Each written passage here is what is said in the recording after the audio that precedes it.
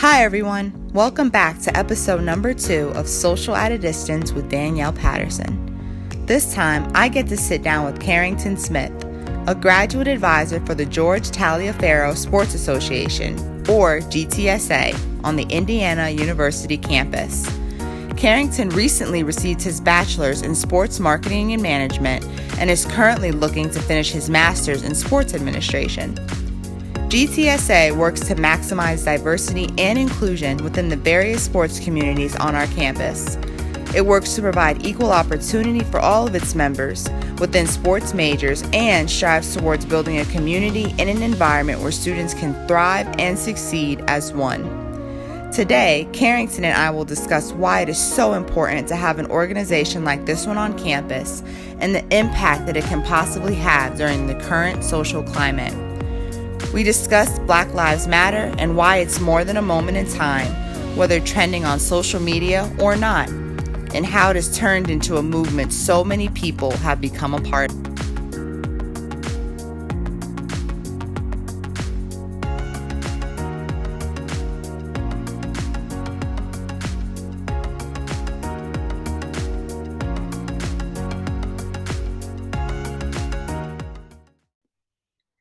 Hi everyone, it's Danielle Patterson. I'm here today with Carrington Smith, who is a graduate advisor for the George Taliaferro Sports Association here on campus.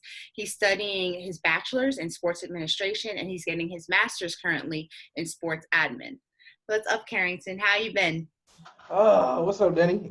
Making it, one day at a time. I feel you on that one. So I just wanted to kind of touch base with you today on just George Taliaferro, the sports association that we have on campus, and everything that it means to have an organization like this on our campus here at Indiana. Because from what I've read, this program provides a place for diversity, for inclusion, and just for people to kind of just come together and talk and conversate about things that are happening in Indiana, especially when it comes to Black matters. Yes. So I want to specifically ask you, how important do you feel it is to have something like this on campus for our students? So we started the George Taliaferro Sports Association in 2017. Me and some people that are in my major, people I'm real close to, we were in an organization and we didn't feel like we were getting anything out of it. We didn't feel like we were represented. And one day I had an idea. I'm like, man, we can do this on our own. You know what I'm saying? I can start this, or we can start this and be something for the people. So we thought about it. I'm like, all right, bet, let's do it. So we wrote the Constitution from scratch. We did everything from scratch early on, like business, you have a treasurer in the organization. Like, we didn't have a budget. Our budget was our pocket. So we was paying for everything out of pocket. So 2017, we started the organization. It was rough. It was rough because we didn't want to feel like we were segregating our major. That's kind of some advice we had got early on, but we kept with it. We were like, man, we're not. We had to figure out what was our selling point, what was going to make us different than the other sport organizations here at Indiana University. And we were like thinking about it. And we're like, what are we going to do? Right. We talked about diversity. And we didn't just talk about diversity in terms of race. We talked about diversity in terms of women, in terms of ability, like all these things that go into being a diverse group. And I think that is what drove us. So our motto is team. Everybody together, everyone achieves more. And we've been all inclusive since we started. So I served as president my first 2 years. I actually got to talk to Mr. Taliaferro before he passed. And I just told him about the idea, told him that this is what I wanted to do and what, we wanted to do this, something that we needed on campus. And he was all for it. And when he actually passed, we leaked the news to the university. Like the co-graduate advisor right now, Ramir Williams, he got word from George's daughter that George had passed. And so from our personal Twitter account, we tweeted it out. So NBC, Pro Football Hall of Fame, all of them were using our tweet because we were the first ones to tweet it out that Mr. Taliaferro had passed. But just going through and navigating sport, like we just wanted a place that, everybody could come together. If you had the simplest, like in a sport, like come together and talk about it. And we wanted to be the gap bridger between campus and our student athletes. And I think that's a stigma that we wanted to break down. Like, you know, you coming in, if you came to a meeting, you're coming here as Danielle. You're not coming here as Danielle on the women's basketball team. Right. You know what I'm saying? And I think that starstruckness, like we wasn't doing that. We wanted to be a service to athletes, but we want the athletes to also come in and gain something from the organization. And I think that's where we molded it and started it. And you know, now we are going on our fourth year. So we got a whole new e-board in. So we'll see what it has for us in the fall.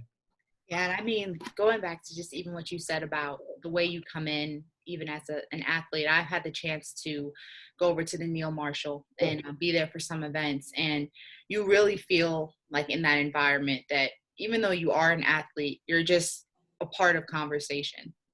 You're not someone that's, you know, in any way above anyone. There's no one below anyone. We're all on an equal playing field, and we're all just talking about things that need to be changed. And that felt so good, because I feel like on so many occasions we sometimes isolate and we kind of have this athlete bubble and we have this regular student bubble. And I didn't feel that at all when I was in the Neil Marshall, when I was at those events. So that was awesome for me. But looking forward, what are some of the resources that you see this organization needing to thrive, whether that's students, whether it's money, whatever it could be, to continue to have the impact that you're having on campus? For us I mean, you can never go wrong with a little green, like money gonna always, you know, but it doesn't solve every problem. Right. I think for us, like we're still fairly new. Like granted, you know what I'm saying, we going on 4 years, but still fairly new. So definitely student interaction, student participation is big. Also, like us getting into our athletic side and us being able to talk to and program with our student athletes and our student organizations within athletics. Us being able to serve that community, because in reality, when we started, that's what we want to do. So even, you know what I'm saying, being part of certain conversations, like we want to be the voice for diversity and inclusion when it comes to athletics. In all aspects, whether it's a program, an organization that's not very diverse, needing some help with diversifying the program, man, we got you. You know what I'm saying? We want to be that voice. We want to be the ultimate connector. How if I got, you know, I'm questioning about how to get into the industry, man, I got you. You know what I'm saying? We want to be that, and just building our network. You know what I'm saying? All support is good support. And us continuing to connect, continuing to expand. We'll have a website up by the end of this month. You know what I'm saying? Just so people can see what we're about. But definitely, you know, money is always good. Anybody want to donate? But just being able to be a part of the conversation, having a seat at the table to express and be the voice literally of the people. And in this case, the people is the diverse population of athletics. All right, so obviously I can't speak to you today without bringing up Black Lives Matter and everything that's been going on just over the past couple of weeks. And I know I spoke to you a little bit about this, you know, before I even got on here. You're not seeing this stuff on Twitter as much. You're not seeing it on so many social media platforms. You're hearing about it somewhat less on TV now. But that doesn't mean that it's not real. That doesn't mean that it's any less important. So what is your opinion personally, someone on the intersection between an athlete and politics? Because I know, you know, sometimes when we put on those jerseys, I can even speak as an athlete, we're asked, you know, not to touch on politics or not to, you know, engage in those type of conversations. But I think that in those cases, it's more important than ever, because you have so many people following you and so many people willing to listen. So as someone that's not an athlete yourself, what is your opinion on it? I definitely think that, you know what I'm saying, for so long and so long in history, it was always good to keep sports separate from society or politics. And it was so easy for us to say, no, that's going on in the world, but this is sport. Like we were just in two totally different universes. Yeah. In reality, Dr. Sales tells us all the time that sport is a microcosm of society. What's going on in society is going on in sport. And I think as a generation, you know what I'm saying, even like the likes of telling LeBron and the NBA athletes to shut up and dribble. Like that whole idea of that you're just an athlete. The whole idea of that we're paying to see you and you're going to do what we tell you to do. The modern day slave. You know what I'm saying? And I think that was the idea to keep us confined, but also keep us quiet. You don't know nothing about this. You're just an athlete. But I live this every day. This is the skin that I'm in. You know what I'm saying? I go through these just because I'm an athlete doesn't mean I don't go through the same things as a Black individual. Right. I think of so long in history, that's what you were taught. You know what I'm saying? Oh, athletes, you're up here, but everybody else who looks like you is down here. That don't make sense. No. Because I take this jersey off, I'm still a Black man or a Black woman. Mm-hmm. And I think coming in and now, you know what I'm saying, even with athletes transferring and athletes understanding their voice and their role, like, it's huge. Mm-hmm. Knowing that with the power, with the platform you have, you can hold your coaches accountable. You can hold, you know, some people in your community accountable because they put you on a higher level. You know what I'm saying? So when we're given platforms to speak out, we have to. Because if not, we're failing the people under us. We're failing the people, our younger generation, you know what I'm saying, that look up to us and say, wow, man, you were going through all that. You didn't say nothing about it. You didn't feel no type of way that this was going on. Oh, bro, I was an athlete. Like, that wouldn't even look right on our part. So I think as we go forward and as we're like this, our whole movement is progressing, like, it's going to take even more athletes to keep speaking out over history. You know what I'm saying? Social justice and activism is not something that just happened with Colin Kaepernick. Yeah. You know what I'm saying? It's been happening. Mm-hmm. It's been happening. You know what I'm saying? Tommy Smith, they was protesting in 1968 at Mexico City Olympics. It's been happening. You know what I'm saying? They was wearing, I can't breathe. Yeah.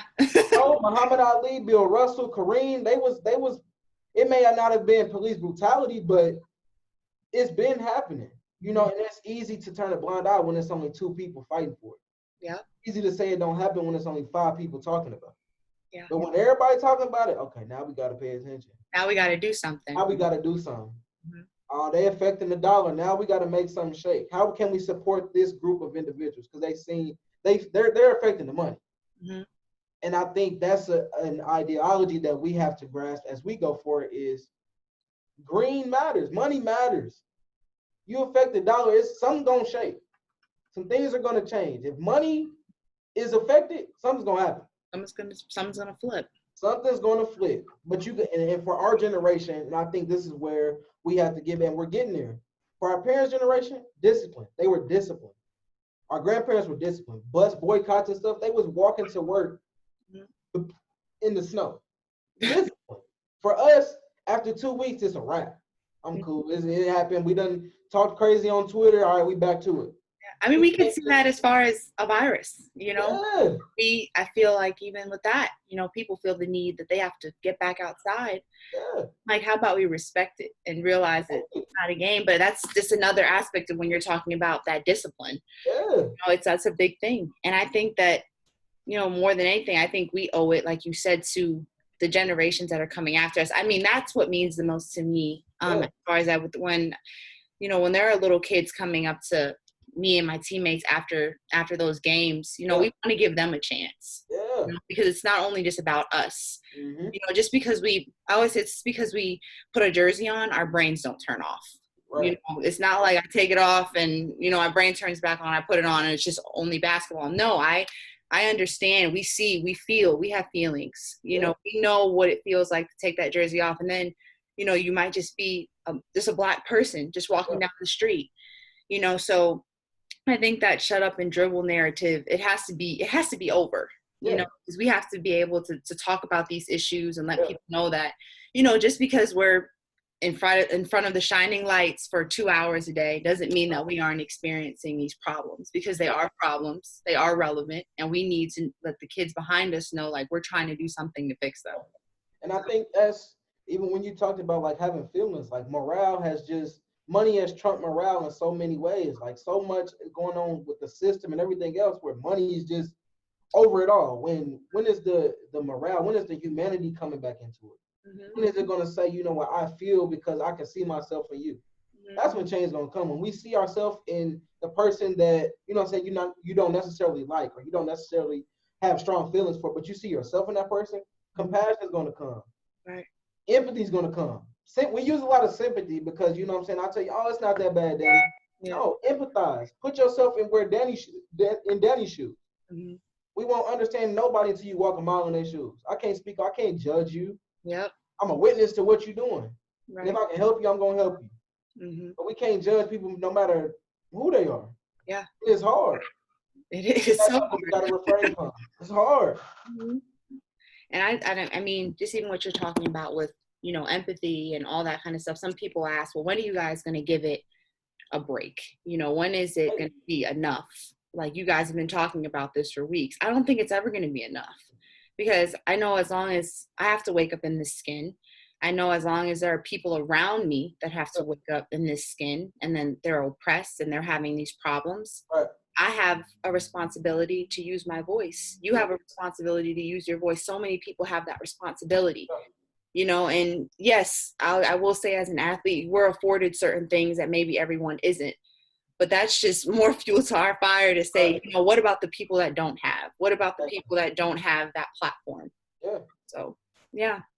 But, I mean, I want to just kind of roll on here to the next question. So how do you think that we can continue to lay this foundation for the students of color on this campus that are involved in sports? Because you have so many teams here where you have Black athletes. And I think it's imperative that we keep using our voice to push for change.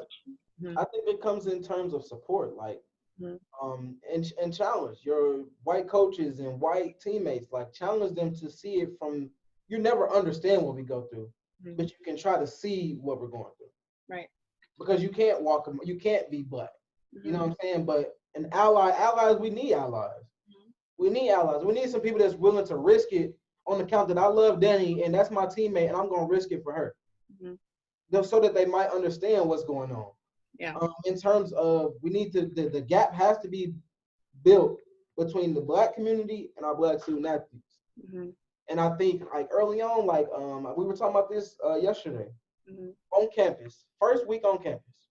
We got our football players that move in, you know what I'm saying? Our freshman football players, we got, during the summer, usually group students are here, group scholars program. So it's a natural wall that's built between Black males, regular Black males that are not athletes, and our Black male athletes. It's a wall. Yeah. It's when you first see a Black athlete as a Black male, defensive, or he think he all that because he's on the football team. It's natural. It literally happens every summer. Since I came to IU summer 2015, and I've been in Bloomington every summer since, and it happens every year. Because it's natural. It's like a competitive nature. Like, who chest bigger? When in reality, we are the same. When I look at a Black football player, a Black athlete in general, I see myself. Right. Because at the end of the day, we both Black men. And I think that support has to come from, for instance, if for you, the Black women have to support our other Black women. The Black males have to support our Black males. There is no reason that it should be all love as soon as we see each other. Right. Hey, bro, what's your name? My name's Carrington. Nice to meet you. Hey, bro, if you ever need anything, lock my number in. You know what I'm saying? Yeah. Because when y'all come in the summer, y'all at the stadium or going to the crib, y'all going to work out, going to eat, going home. Dang, bro, when the fall comes, I'm trying to have fun. I'm trying to be with the Black community. Oh, bro, I got this contact. You know what I'm saying? He hit me up in the summer. We ain't as busy now, or in the off season, bro. We ain't as busy. Let's go hoop. It's the brotherhood and sisterhood within that. It's taking that competitive, taking that toxic masculinity and flipping it. Yeah. And having conversations and kicking it with and understanding where other people come from. You know what I'm saying? Like, a lot of our football players from down south, we getting a whole different perspective when we talk to them. You know what I mean? We getting a whole different outlook on life. We getting a whole different story. Everybody got a story. Yeah. Everybody has a struggle. Our struggles may not be the same, but I have a struggle. And you do too. And when we start looking at how we are alike and stop looking at how we are different, we're gonna come together. Unity is the key. Unity is the key for us moving forward. Yeah. We have to unify in order to conquer. Whatever we want to do.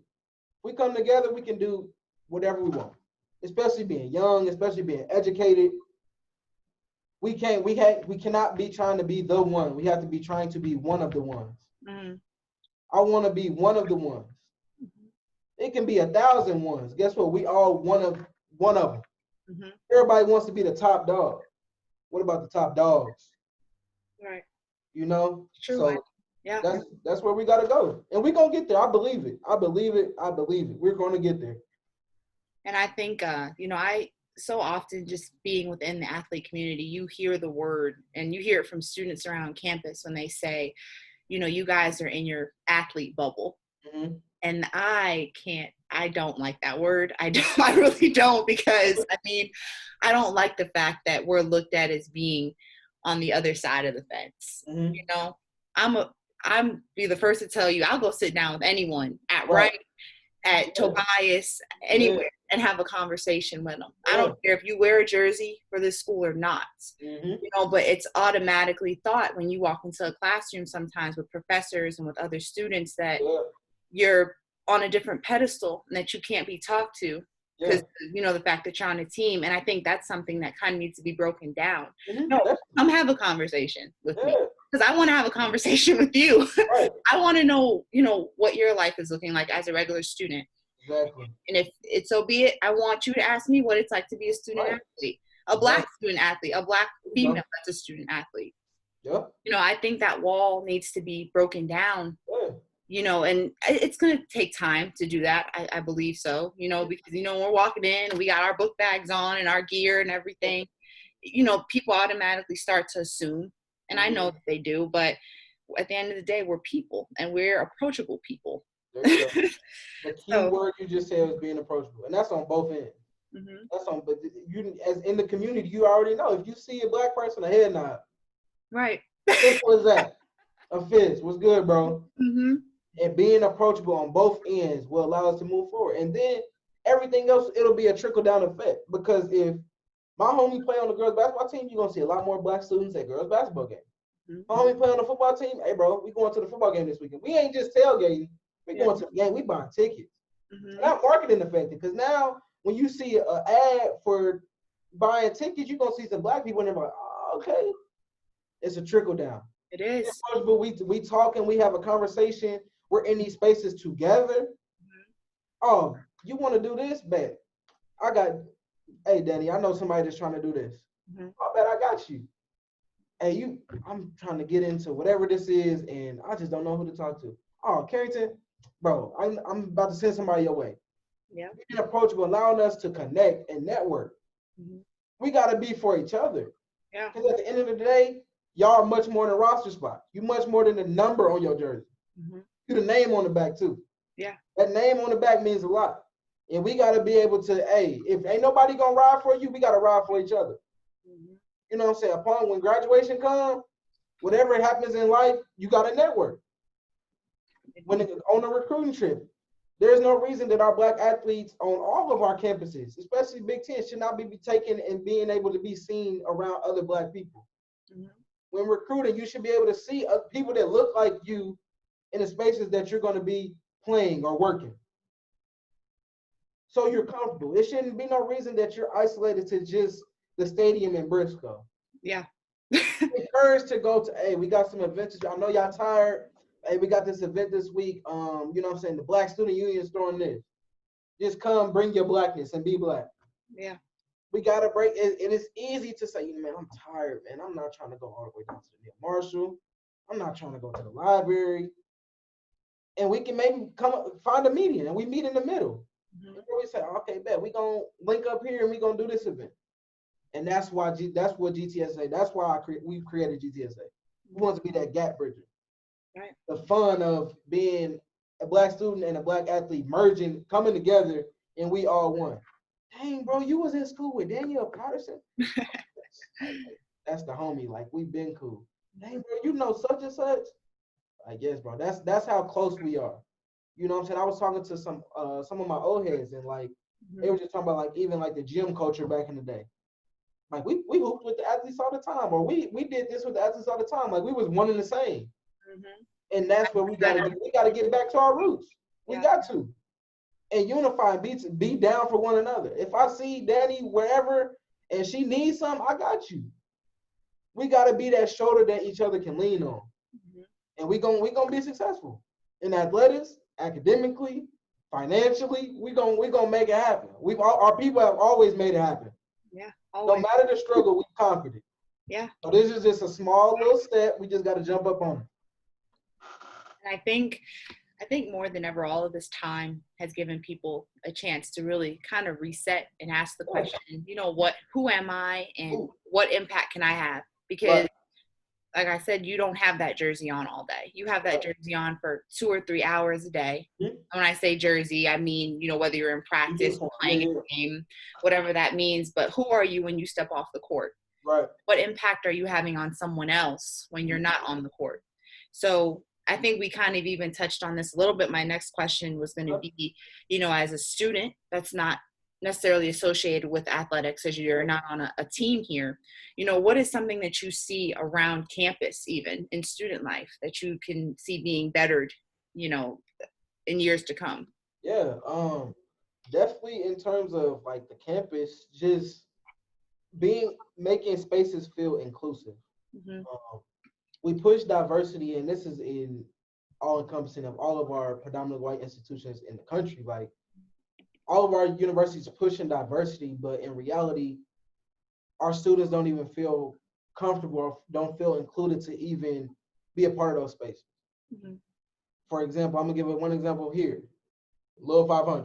Mm-hmm. Lil 500 for Black people, we don't go to the race. Yeah. We're gonna party all week. We're gonna do what we do. And then our white classmates go to the race. Mm-hmm. I've never been to the Lil 500. Yeah.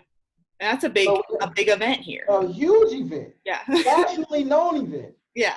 That a whole demographic of our school doesn't even attend. Mm-hmm. So what if we had a Black bike team? Mm-hmm. All right, bet. Let me go support my people. The race is 2 hours. Okay. Let me submerge myself in that culture. Or even if it wasn't just an all Black bike team, even if you had more Black riders, period. Yeah. Intentional though. Mm-hmm. Don't say things like I don't see color, or it's not that. That's invalidating everything we go through. That's invalidating me as a person, because at the end of the day, when you look at me, you see my Black skin. Yeah. But being intentional and say, I see that there's a problem. How can we solve it? Hey, Carrington, give me 5 black riders in the university, and we're gonna put y'all on random teams. Mm-hmm. Okay. That's 5 people that we can go support. We can go cheer on, while also submerging ourselves in the Little 500 culture. Yeah. Because if we don't see no interest in it, if we don't see a common interest, we don't see somebody like, what am I going to support for? I'm not going to no race. It got nothing to do with me. We about to go throw this kickback over here. We about to go throw this party. Hey, come out, Lil 5. Mm-hmm. Money will flow. If you're intentional, money gonna come. Mm-hmm. Money's gonna come. Yeah. Yeah. But that's just something small. Mm-hmm. Yeah, I feel like just to even backtrack to what you were saying before, just about like whether it's having, Black bikers or anything else, I think that, here in Indiana, I can speak for my team. I mean, we have such a diverse team where we have Black people, we have white people, we have Black coaches, we have white coaches, we have it's inclusive. Yeah. And I think that's the word sometimes that we're missing big time. Diversity and domestic inclusion. Yep. Yeah, just the inclusion, just the fact that, engage us. We're not always asking for to be separated and to say, well, we need our own this. Well, in some cases we do need our own, but at the same time, put some Black bikers in there and see how many more Black students come. There you go. So at the end of the day, like you said, it looks better on you. Like, hey, this event that was so whitewashed is now diverse. Yeah. Look how far we have came. All you gotta do is small little tweaks, small little adjustments, just like a game plan. Yeah. We're gonna get the dub, but we just need to make a little minor adjustments. Halftime, let's make an adjustment. All right, let's go ahead and execute. Mm-hmm. As a university, they gotta execute. That's a big word. So I'm gonna read a small quote to you that I saw. And I want you to relate it just to everything that's happening. Every morning, I open 2 gifts. They were my eyes. What does that mean to you in terms of, that can be COVID, that can be this Black Lives Matter movement, whatever you feel? Perspective. Mm-hmm. And you can look at the same painting and see it from 2 totally different perspectives. Mm-hmm. Eyes bring perspective. You have to have a perspective in order to create change. Mm-hmm. You can't stand on the side of not having a side. You have to have a perspective. You have to have some understanding of what's going on. You have to have a grasp of what you know or what you don't know in order to find a solution. And I think within everything that's going on, like we have to take the time to look at things from another person's lens. You ain't never gonna feel what they feel, but you can try to understand and look at some things from a different perspective. When you're reading, it's so easy to, these eyes can deceive you. It's so easy to say, dang, I read that, man, that don't sound right. Now take it out, take yourself out of it, take the eye out of it and just read it. Hey, bro, that sounds so different. It takes the eye. When you look at, like, perspective is just it's so broad. There's so many different ways to interpret so many different things. I think for me, like me and my pops was talking, and we're talking about rather being blind or being deaf. And for me personally, I would rather be blind. Because hearing, I can do whatever I want. You can tell me, Carrington, take 5 steps back, and I know what to do. Carrington, take 3 steps forward. Carrington, jump. I can listen to the sound of your voice and you'll tell me what I need to do. Versus my eyes, for instance, if I'm deaf and I can see, if I'm walking down the street and I don't hear the siren, I don't even know I'm in trouble. It's a perspective, and I think as we go forward, and change is gonna happen. It's coming. Just get ready. It's coming. It's definitely coming. You have to be willing to look at stuff from 2 totally different perspectives. And understand and educate yourself on what you don't know, so you then can know, so you can add that to your perspective. I think when I read it, the first thing that came to my mind was grateful. I think that was the first word. I think I thought of change. Yeah. And I think the reason I thought of those 2 things is because over the last 4-5 months, I mean, we've seen so much death, whether it's been from this virus, whether it's been from police brutality, whether it's been from any of those things. And I think of the mothers out there that are grieving, that don't have their sons, that don't have their daughters. So that's more so what I landed on, was just being grateful and knowing that every day that I wake up, I have a chance to impact somebody, but create change.